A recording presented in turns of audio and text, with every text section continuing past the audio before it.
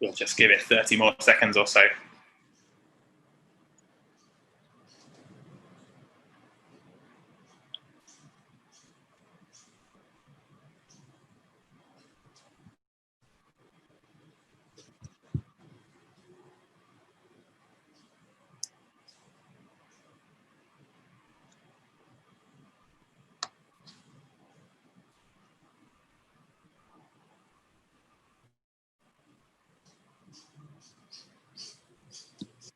Excellent. Well, thank you very much for joining us. The number of attendees is stabilized now, so I think now is a good time to get started. So yes, welcome to the session on Study with Kaplan Business School, Australia. My name is Leo Overs. I'm based in Hong Kong here for Kaplan and look after Kaplan International Pathways Student Recruitment. And today, I'm delighted to be introducing our speaker, Mr. Mark Taylor, who's General Manager of Student Recruitment for Kaplan Business School based in Sydney. We hope you find the session informative today. So KBS is a part of Kaplan, which is maybe a little bit separate to some of you joining us who've possibly sent more students to the UK or the pathway colleges or the universities in the US in the past. It's a fantastic, fully accredited business school located in the centre of destination cities in Australia, offering a great range of diplomas, degrees, and graduate certificates at undergrad and postgraduate level, but really flexible and taught over a trimester system. So we hope that its offerings are of interest to you all, as Mark introduces them in a minute. So just briefly to introduce Mark, Mark has many years experience in international student recruitment. He's based in Sydney. Some of you may have met him before in previous roles. He's worked for a very long time in the international education industry and has worked in various countries all around the world. If you do have any questions during the session, please put them into the Q&A box at the bottom, and then at the end we'll try to get to as many of them as we can. If there are any questions that we can't answer, don't worry, we will not mark them as answered, and that means that the system will capture them and we'll be able to get back to you and identify who you were and make sure we try to answer your inquiry after the session. The slides and the recording of the session will be made available on the Event Mobi, the Kaplan platform for the event, so you can go and find them there. They'll probably be live a couple of days after the event has finished. So thank you all for attending. And at this point, I'd like to hand over to Mark. Thanks, Mark. Thank you, Leo, for a lovely introduction. And especially thanks to everybody who's taken some time to join our presentation today. Hello from Sydney. It's about 7 p.m. in the evening now. So good morning, good afternoon, good evening, wherever you are. Hope you're well. And hope you find the presentation useful and interesting. This is what we're going to be talking about today. So what I find is that for our business partners and for our students, a lot of the value proposition or the benefits of Kaplan Business School are actually captured in our title, Kaplan Business School Australia. So I'll be looking at each of those in turn. Then I'll be talking briefly about the COVID-19 update, which is obviously of big interest to everybody all around the world, and some of the opportunities that are open to our students, to our business partners in 2021. So first of all, as Leo said, we are Kaplan, but we're not a pathway college. So a lot of you who are familiar with the Kaplan pathway colleges around the world may not know that Kaplan Business School Australia actually exists and delivers full degree programs. We have a suite of undergraduate and postgraduate programs, and most of our students we take directly in to those undergraduate or postgraduate courses. We're part of Kaplan ANZ or Kaplan Australia New Zealand, and hopefully some of you joined a presentation that we gave earlier this week where we talked about the suite of programs and colleges that we deliver in Australia and New Zealand. That includes the 5 Kaplan Business School Australia campuses, but we also have 6 Kaplan International Languages colleges in Australia and New Zealand, and we have a wonderful suite of pathway programs as well. So the bulk of our students who come to study with Kaplan Australia and New Zealand are international students, but we also have another business in Australia called Kaplan Professional, which is one of the leading professional training programs in Australia, particularly for the finance, financial advisors, banking and insurance systems. So Kaplan Australia New Zealand is a big part of the worldwide Kaplan organisation, and the business school is one part of that. We only deliver business. So these are the types of courses that we deliver. I won't go into all of the details of those courses. I've shared a copy of the most recent student guide on the conference website, and you can download that from there. But you can also go to our Kaplan Business School website and get a lot more information there. But just very briefly, we think of our Master of Business Analytics as our flagship program. It's certainly the most popular course that we deliver. We've been delivering it now for more than 7 years in online and face-to-face modes and blended delivery as well. So we have a lot of experience in delivering online, and the Master of Business Analytics has 7 specialisations. And what we're finding is, like many of the leading business schools around the world, that business administration specialisations is really what students are looking for now. We do offer a general MBA program, but it's the specialisations which allow students to say, I have an MBA, but I also have a suite of expertise in project management or in health services management. And one of our most exciting specialisations is Women in Leadership, which we launched this time last year, which is growing particularly well and is of great interest for us and also for our students. We have 2 accounting courses, a Master of Professional Accounting and a Master of Accounting, and they continue to be quite popular amongst our students. We introduced just in trimester 3 last year, which started in November, a new course for us, a postgraduate qualifying program. It's quite different to many of the other postgraduate qualifying programs offered by other institutions around the world. It's designed specifically to help students who don't meet the entry requirements for any of our master's programs. And typically they'll be students who have an associate degree or an advanced diploma or the equivalent of that, to do a 1 trimester postgraduate qualifying program, which is 20 hours a week.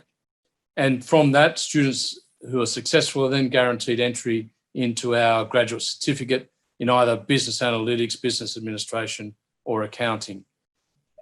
Because it's a new course, we're actually offering that for no tuition fee at the moment. So it's 100% scholarship for students enrolling in the postgraduate qualifying program and then continuing into one of our postgraduate courses.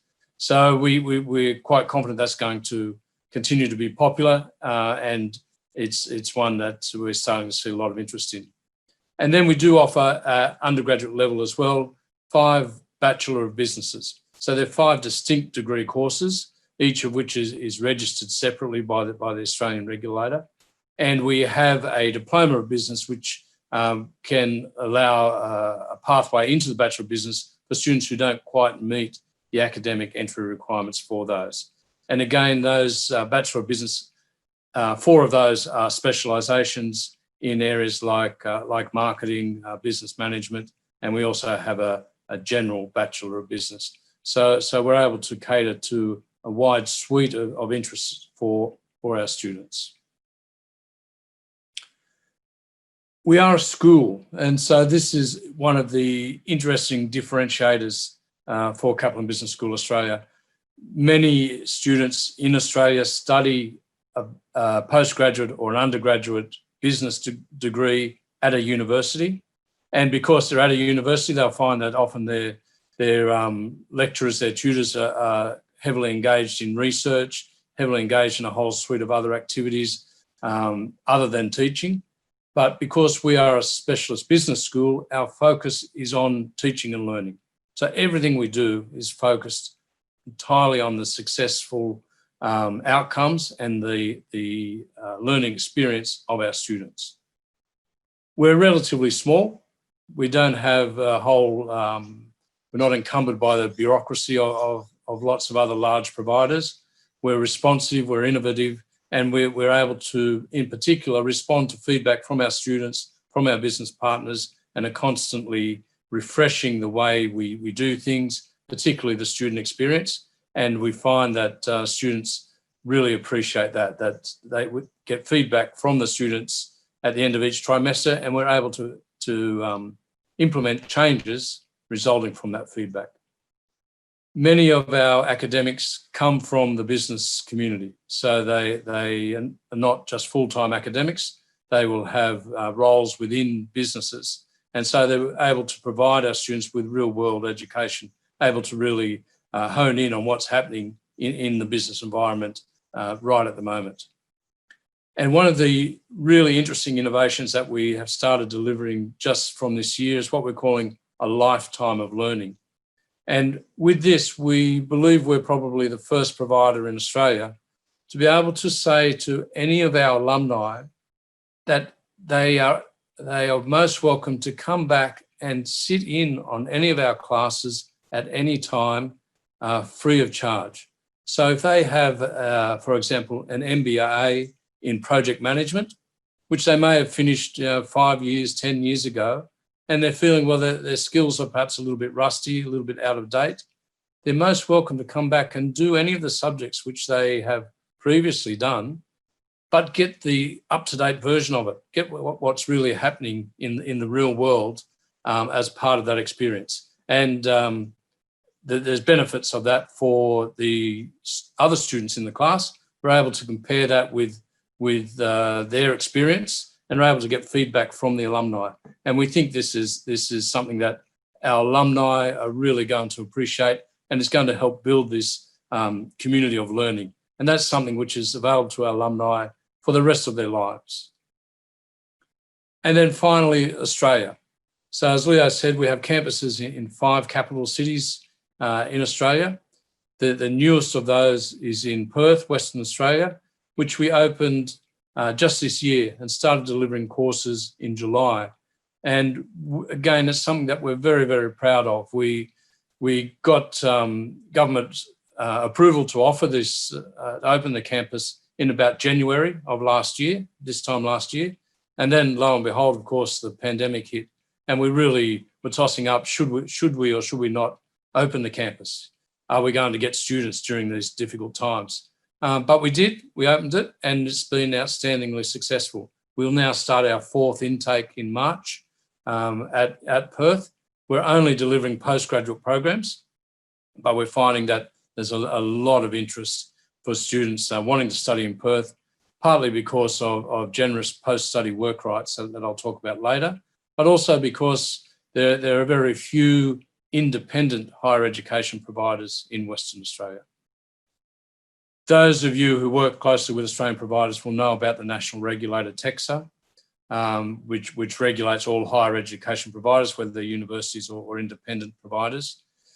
Just towards the end of last year, we received a full 7-year reaccreditation. And while this is quite an idiosyncratic thing, which the providers themselves are very aware of, many of our business partners will also understand that in the current environment, getting a full 7-year reaccreditation with no conditions from the regulator is becoming increasingly rare and is a really good indicator of the quality of the student experience and the graduate outcomes that our students receive.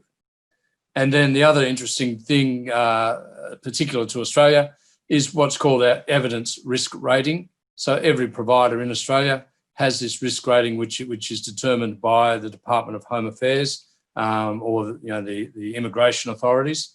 And Kaplan Business School for the past 12 months or more has been at evidence risk rating 1, which is the lowest risk.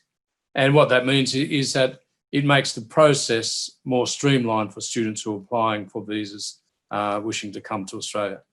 And if you didn't know, the Australian government is processing visas offshore. So even though students are not able to physically travel to Australia just yet from outside of Australia, they can get a visa. Visas are being processed, and we're strongly encouraging students who do plan to come to Australia to apply for their visa and get that as soon as they can. So all of those things, I think, are good indicators of not just the breadth of our delivery across all of the major capital cities in Australia, but also the quality of what we're doing. This is where the 5 campuses are. And very importantly now, every class, every subject that we deliver face-to-face, we're also delivering online. So whether the student is physically in Sydney, Brisbane, Melbourne, Perth, or Adelaide, or if they're outside of Australia, they can, on any day or for the full duration of their study, complete their classes online. And for students who are in Australia, they can transfer easily between campuses. So they can do 1 trimester in Melbourne, and then they might decide later on, I want to move to Adelaide, I want to move to Perth. Again, both of those cities have more generous post-study work rights than the other 3 cities. And so we're finding lots of students are preferring to move to those. And you may have heard that travel within Australia is from time to time challenging. Some of the state borders are closed from time to time as the COVID situation changes, but generally students are able to transfer from one city to another. Now, I believe we have a poll that Leo is going to launch, so really appreciate your feedback on this. So, do you currently work with higher education providers in Australia? You've got 3 choices. Hopefully all of them are either yes or not yes, but I'd like to. But it would be interesting just to hear if you don't and if you're not intending to. So we'll give you a few minutes to click on one of those, and it'll be really interesting to see what the spread is amongst participants in this seminar, whether people are already familiar with higher education in Australia or not. Thanks, Mark. Yeah, we've got a good number of respondents already. Great. So I'll leave the poll there for 20 seconds or so, or 30 seconds or so. Okay. But I think you can continue on. Yeah. All right. So the next slide is talking about number of recent awards that Kaplan Business School has received, and we are really proud of this. I'll just get rid of this for a moment so you can see them all. Many of you will be familiar with the Pioneer Awards, and in 2019, for the first time, we were a finalist in one of the Pioneer Awards, and then this year, then in 2020, we were finalists in 2 categories and highly commended. Of course, we would have liked to have won them, but to be highly commended in the Employability International Impact Award and the Progressive Education Delivery Award are really great achievements for us. We're picking up a number of awards within Australia, the New South Wales Government, Financial Review, one of the leading business newspapers in Australia. If you're not familiar with QUILT, this is a survey which the Australian government runs every year for, I think, more than 20,000 students around Australia complete this survey. And what that shows is that we are higher than every other public university in Australia in the category of educational experience. And then the final one, which many of you will be familiar with, the iGraduate Awards. We're waiting on the most recent report to come out, the most recent, based on the most recent survey, but the one that is still current had our Brisbane campus #1 in the world for student support, and our Adelaide campus #1 in the world for overall quality, which for relatively small colleges like ours is a really outstanding achievement. And then just a quick summary of where our students come from. This data is a little bit old. We haven't quite refreshed it after our final trimester of 2020, but we get students from about 80 different nationalities, including Australia. We have a number of Australian students studying with us. No one nationality is more than 30%. So many of you will know that Australian higher education providers are often very, very focused on having large numbers of students from South Asia or from China, but we're really happy that we have a good spread across all of those and markets like Vietnam, Brazil. We've combined all of Europe together, but Philippines, Indonesia, really, really strong numbers of students coming through to us. And I think we have another poll, Leo. That's right. I'm just launching another poll, so that should pop up on your screens right now.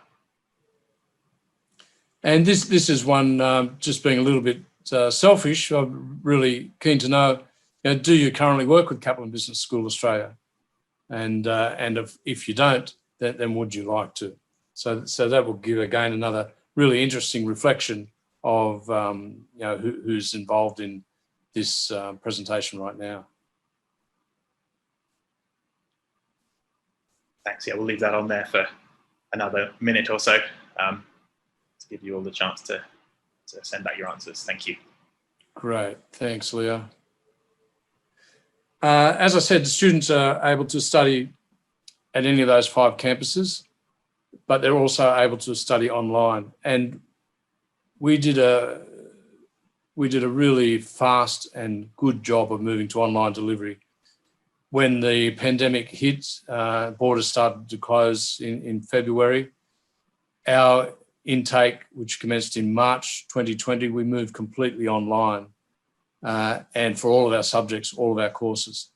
But really importantly for us is we were able to move all of our student experience and student support online as well. And because one of the most rewarding and positive bits of feedback we get from our students, from our business partners, is about the student experience. So we're confident that the quality of the teaching and learning experience online is fabulous, but we're also really confident that students are accessing the library, Careers Central, which I'll talk about in a little bit more detail, but also things like academic success, the welfare counsellors, the academic counsellors, and our students are still continuing to avail themselves of all these great student experience resources. Careers Central, one of the other great bits of feedback we get from our students is about how well study at Kaplan Business School has prepared them for their careers. So students, again, whether they're current students or alumni, for their whole lifetime have access to these. And we believe we are probably one of the best resourced providers in Australia of this type of support.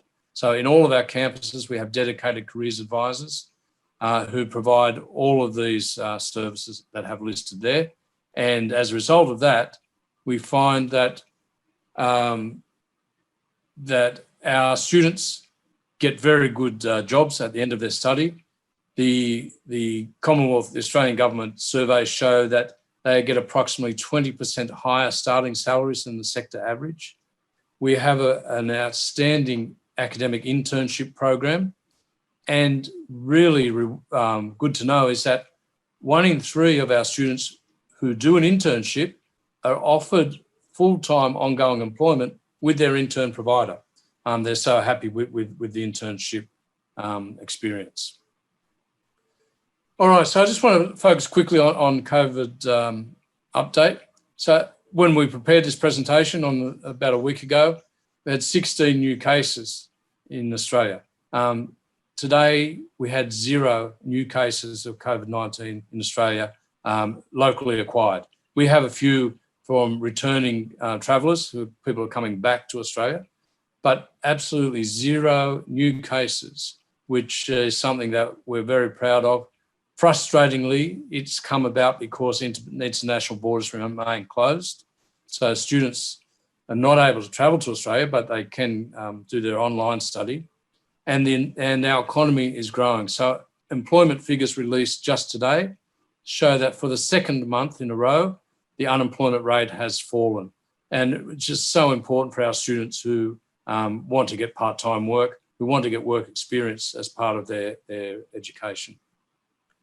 So the online study is available. So whether students who are studying offshore are able to count that towards their post-study work rights when the borders do reopen.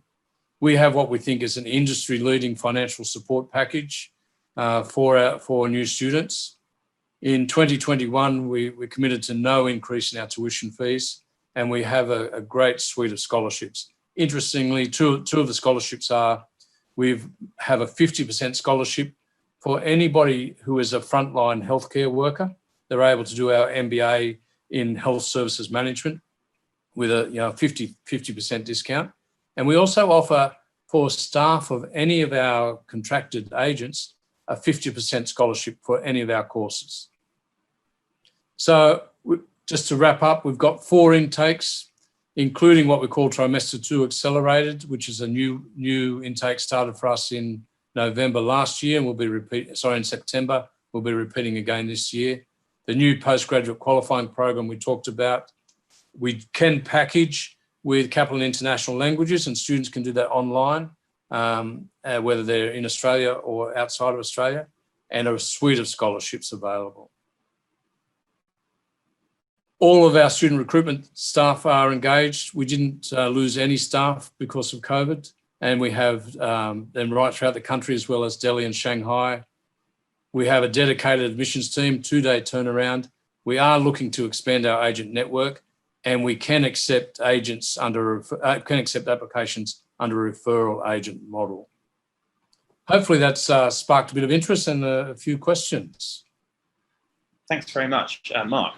I realised we had one little poll as well that we didn't manage to factor in, so I'm just going to post it now just to find out which regions of the world all the attendees work in and where they recruit students from. So that will pop up on your screens right now.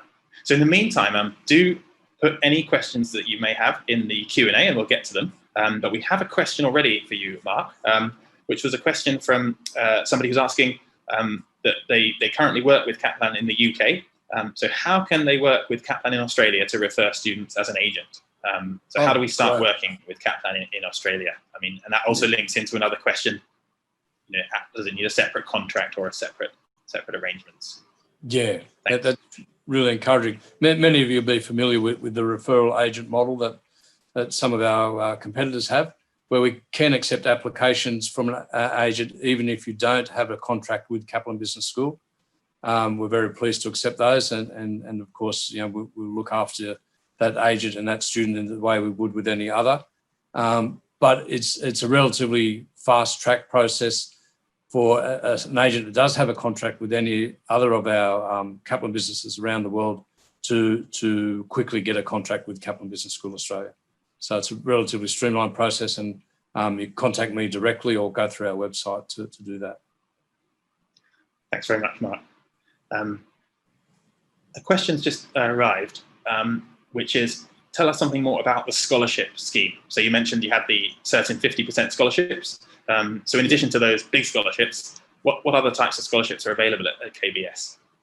Our main scholarships are what we call regional scholarships, where we'll offer either a 10% or 20% scholarship, depending on which region of the world a student nationality is, and a high achiever scholarship. So we offer a 30% scholarship to students who meet slightly higher academic requirements.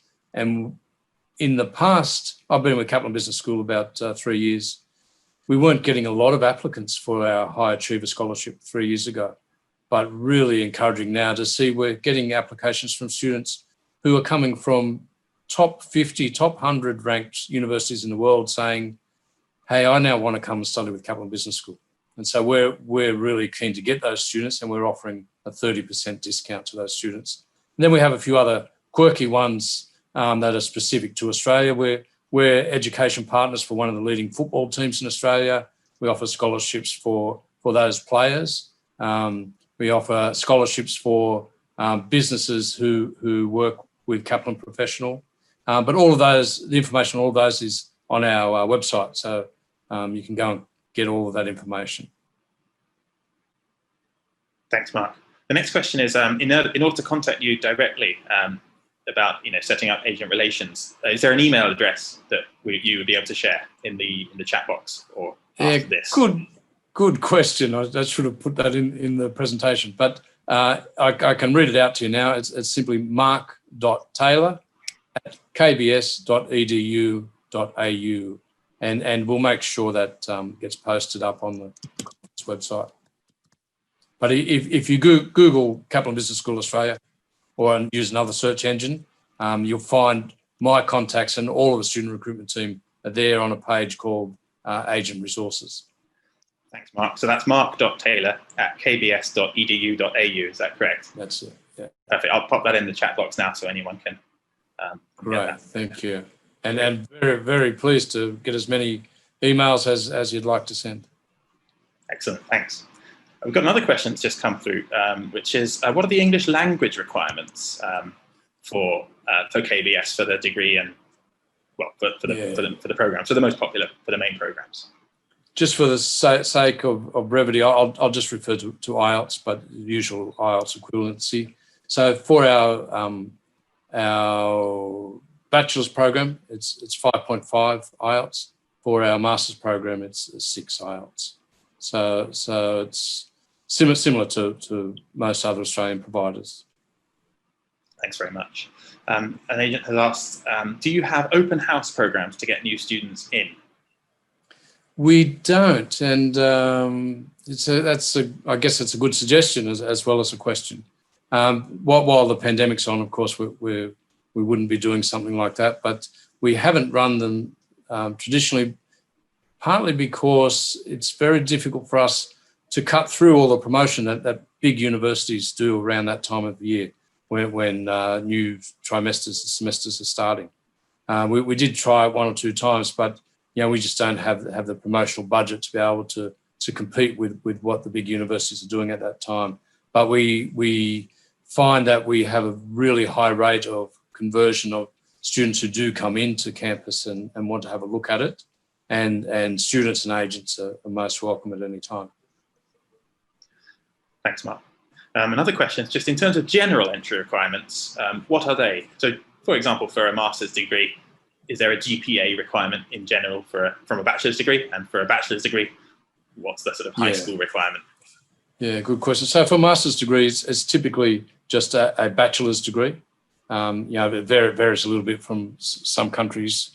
The equivalent of an Australian bachelor's degree, but with that postgraduate qualifying program, we'll take students in with an associate degree, an advanced diploma, and typically the equivalent of 2/3 of a bachelor's degree. And then for entry to the bachelor's program, it's typically to have completed the equivalent of year 12, so it's to have completed high school.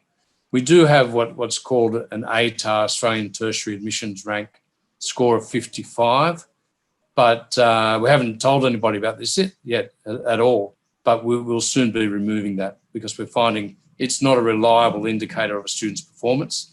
And so if a student has completed high school, then typically we'll take them into the bachelor's program. If their English is a little bit lower, they can come into the diploma program. Thanks, Mark. We do have limited time left, so we'll just maybe go on for just 2 more minutes. Thank you all for staying with us. I appreciate you've got other sessions to get onto. So we'll just get to these last few questions here, and then any further questions we will make sure we capture and get back to you after. So the next question is, any new top-up courses you offer this year? So sort of for a diploma student to top up and get a bachelor's degree.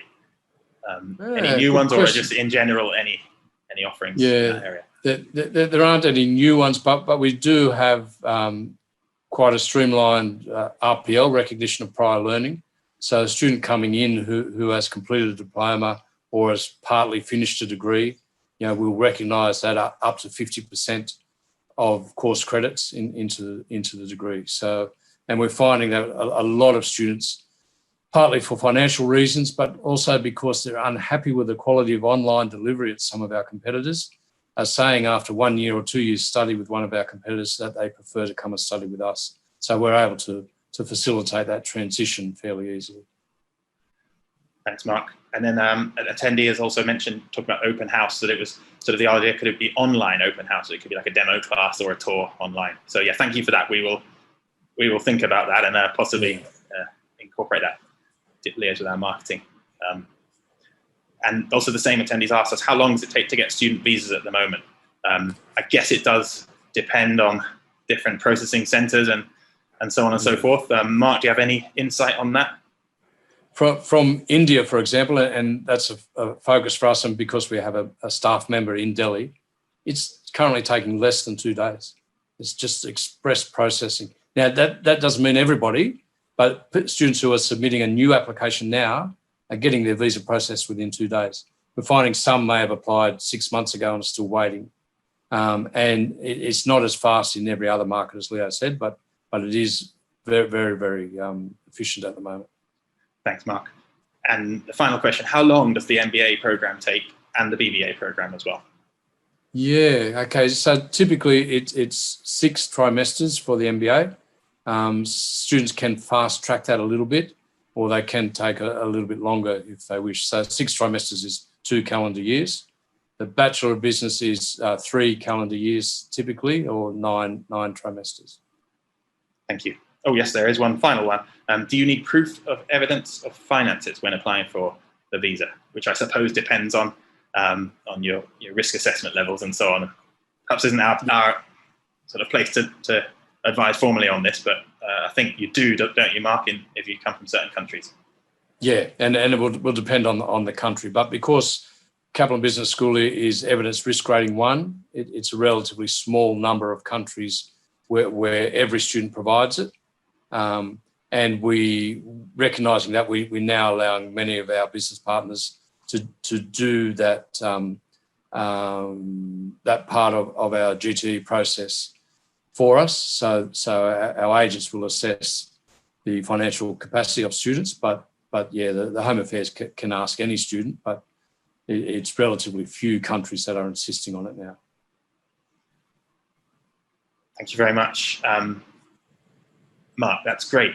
Okay, I can see we have one more question in the chat. We'll make sure we get back to you afterwards on that one. Thank you all for joining us, and thank you for your questions today. And thanks very much to Mark for the presentation. So I wish you all a lovely day, and enjoy the rest of the conference if you're attending any more sessions. So thanks you all. Everyone. Thank you, Leo. Bye-bye. Thank you. Bye-bye.